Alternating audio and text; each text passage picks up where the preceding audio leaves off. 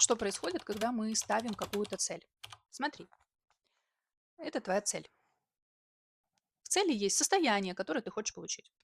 Это ты. И для того, чтобы тебе получить цель, тебе нужно внутри себя интегрировать вот это состояние. А внутри тебя сейчас по какой-то причине его нет. Потому что если бы оно было, то ты бы уже оказалась в этой цели. Поэтому, когда ты поставила эту цель, то вокруг начинают стягиваться определенным образом события и ситуации, которые поднимают внутри тебя огромное количество разных состояний. И это нужно для того, чтобы ты прожила определенный заряд и интегрировала именно то состояние, которое ты хочешь получить в цели.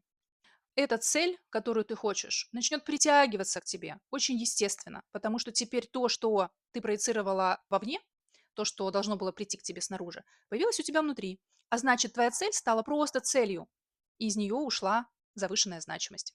Так что не бойтесь чувствовать, двигайтесь к своим целям и проживайте, доставайте энергию.